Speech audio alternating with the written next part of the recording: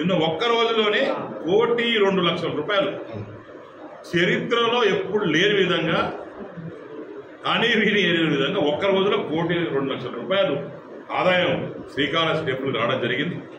నిజంగానే కూడా మీరందరూ ఆలోచించారు, ఎప్పుడు రాదు ఇప్పుడు వస్తూ ఉంది.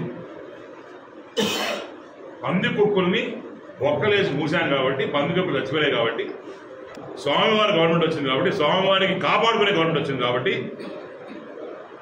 ఈరోజు స్వామివారి డబ్బులు పోతున్నాయి. అదే పాత దాంట్లో అంటే 50% ఇంటికి 50% ఉండిలోకి ఈ రకంగా ఉండేది పాత గవర్నమెంట్. బ్రోకరింగ్ సిస్టమ్ మొత్తం ఆల్మోస్ట్ డెడ్ అయిపోయింది. పంది కుక్కలు తీసేటప్పుడు, చెత్త తీసేటప్పుడు ఆనాడు చెత్త మిగులుతుంది. నేను చెప్తున్నా 10% 5% బ్రోకరేజ్ తప్ప మొత్తం ఎరాడికేట్ చేశాం. ఇక్కడ నెక్స్ట్ స్టెప్ వచ్చేసి ప్లాస్టిక్ మనీ. నేను ముందు నేను చెప్తా ఉన్నాను, ప్లాస్టిక్ మనీ అని టెస్ట్ తీసుకొస్తా, తిరుమలలో ఏ రకంగా ఉందో తీసుకొస్తా, తప్పకుండా దాన్ని ఇంప్లిమెంట్ చేస్తా అని చెప్పడం జరిగింది. దాన్ని ఇంప్లిమెంట్ చేస్తా. వచ్చే మే 2వ తేదీ మరి మోడీ గారు అమరావతి రాబోతున్నారు.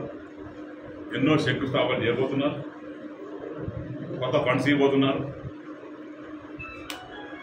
అంతేగాని రాజధాని కూడు పెడుతుందా, రాజధాని గుడ్డలు ఇస్తుందా అనే ఈ చదువులేని మూర్ఖులకి నేను పర్సనల్గా పంపించండి ఆయన రికార్డింగ్. అయ్యా మధుసూదన్ రెడ్డి గారు రండి, వచ్చి పబ్లిక్లో కూర్చోండి. మోడీ గారు, చంద్రబాబు నాయుడు గారు, పవన్ కళ్యాణ్ గారు, నారా లోకేష్ గారు ఏం చేయబోతున్నారో అమరావతికి మే 2వ తేదీ చూడు. రాజధాని కూడు పెడుతుందా, రాజధాని ఆదుకుంటుందా లేదా అనేది మీకు మీ బాస్కి అర్థమవుతుంది. దయచేసి ఇక చదువులేని వాళ్ళకి అర్థం కడితే ఇదే రకంగా ఉంటుంది.